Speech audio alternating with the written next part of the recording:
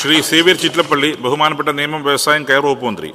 Sir, Vadakkanchery മണ്ഡലത്തിലെ മുളങ്ങുന്നത്തുകാവിലെ Keltron ഉപകമ്പനികളുടെ ലിക്വിഡേഷനിലുള്ള 12 acre ഭൂമി വിട്ടുകിട്ടുന്നതിനുള്ള നടപടികൾ വേഗത്തിലാക്കണം എന്നും മണ്ഡലത്തിലെ വ്യവസായ എസ്റ്റേറ്റുകളുടെയും സംരംഭങ്ങൾക്ക് കൂടി ഉപയോഗപ്രദമാകുന്ന തരത്തിൽ കെൽട്രോണിൻ്റെയും സീമിറ്റിൻ്റെയും സംയുക്ത സംരംഭം എന്ന നിലയിൽ കോമൺ ഫെസിലിറ്റി സെൻറ്റർ ആരംഭിക്കുന്നതിനുള്ള പ്രപ്പോസൽ യാഥാർത്ഥ്യമാക്കുന്നതിനും ബാക്കി ഭൂമിയിൽ കെൽട്രോണിൻ്റെ പുതിയ സംരംഭങ്ങൾ ആരംഭിക്കുന്നതിനും ഒഫീഷ്യൽ ലിക്വിഡേറ്ററുടെ കൈവശത്തു നിന്നും പ്രസ്തുത ഭൂമി വിട്ടുകിട്ടുന്നതിനുള്ള കോടതി നടപടികൾ വേഗത്തിലാക്കണമെന്നും നമ്മുടെ സർക്കാർ 23 കോടി രൂപ വൈദ്യുതി കുടിശ്ശിക എഴുതി തള്ളിയതും 30 കോടിയിലധികം രൂപ മുടക്കി നടപ്പിലാക്കിയ നവീകരണ പ്രവർത്തനങ്ങളുടെ ഉൽപാദനക്ഷമതയുള്ള ആധുനിക മെഷീനുകൾ സ്ഥാപിക്കുകയും ചെയ്ത വിരിപ്പാക്കയിലെ സഹകരണ സ്പിന്നിംഗ് മിൽ ലേ ഓഫ് അവസാനിപ്പിച്ച് പ്രവർത്തനക്ഷമമാക്കാനുള്ള നടപടികൾ ഊർജിതപ്പെടുത്തണമെന്നും അടക്കമുള്ള വടക്കാഞ്ചേരി മണ്ഡലത്തിലെ പൊതുമേഖല വ്യവസായ സ്ഥാപനങ്ങളുടെ പുത്തൻ ഉണർവിനായുള്ള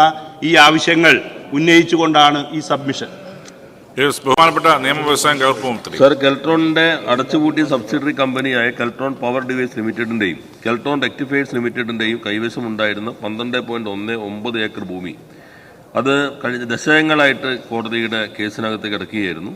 ഇപ്പോൾ കേന്ദ്ര ഇലക്ട്രോണിക്സ് സെക്രട്ടറിയുമായി നടത്തിയ ചർച്ചയുടെ അടിസ്ഥാനത്തിൽ ഒരു ധാരണയുണ്ടാക്കി 5 ഏക്കർ ഭൂമി സ്ഥലവില ഈടാക്കി നിയമാനുസൃത അനുമതിയോടുകൂടി കേന്ദ്ര സ്ഥാപനമായിട്ടുള്ള സിമെന്റിന് നൽകാനും 7.19 ഏക്കർ ഭൂമിയിൽ സിമെന്റുമായി ചേർന്ന് സെൻസർ ഉൽപ്പാദനം, കാലിബ്രേഷൻ, ടെസ്റ്റിംഗ് എന്നിവയ്ക്കും ഇലക്ട്രോണിക്സ് കമ്പോണന്റ് ഉപകരണങ്ങളുടെ ഉൽപ്പാദനത്തിനുമായി ഒരു ജോയിന്റ് വെഞ്ചർ എന്ന നിലയിൽ ഒരു കോമൺ ഫെസിലിറ്റി സെന്റർ ആരംഭിക്കുന്നതിനും സർക്കാർ മന്ത്രിസഭ അംഗീകാരം നൽകി.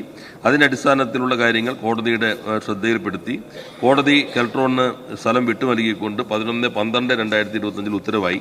അതിന്റെ ഫലമായിട്ട് ഒഫീഷ്യൽ ലിക്വിഡേറ്ററുടെ പക്കലുണ്ടായിരുന്ന ആസ്തികളും രേഖകളും ഈ ജനുവരി 20 കെൽട്രോണിന് കൈമാറിക്കഴിഞ്ഞിട്ടുണ്ട്.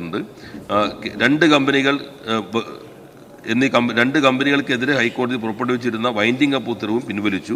ഇപ്പോൾ 5 ഏക്കർ ഭൂമി സിമെന്റിന് നൽകുന്നതിനായി നടപടി സ്വീകരിച്ചു. ഇനി അവരുടെ കേന്ദ്ര ഇലക്ട്രോണിക്സ് വകുപ്പിന്റെ അംഗീകാരം കൂടി കിട്ടിയാൽ ഏറെക്കാലമായി 10-25 വർഷമായി അടഞ്ഞുകിടന്നിരുന്ന ആ സ്ഥാപനം പുതിയ രൂപത്തിൽ പുതിയ കാലത്തിന്റെ വ്യവസായമായി തുറന്നു പ്രവർത്തിക്കാൻ കഴിയും എന്നാണ് അറിയിക്കാനുള്ളത്.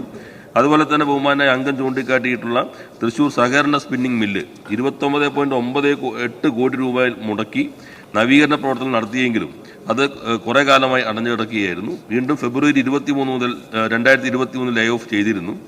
ഇപ്പോൾ അതിനകത്ത് 23 കോടി രൂപയുടെ വൈദ്യുതി കുടിശ്ശിക ഗവൺമെന്റ് ഏറ്റെടുത്തു. മില്ലിന്റെ ബാധ്യതയിൽ നിന്നത് എഴുതി തള്ളി. റവന്യൂ റിക്കവറി നടപടികൾ ഒഴിവാക്കി നൽകി. ആവശ്യമായിട്ടുള്ള ഇലക്ട്രിസിറ്റി കണക്ഷൻ നൽകുന്നതിനാവശ്യമായ നടപടികൾ സ്വീകരിച്ചു. GST രജിസ്ട്രേഷൻ പുതുതായി നേടിയെടുത്തു.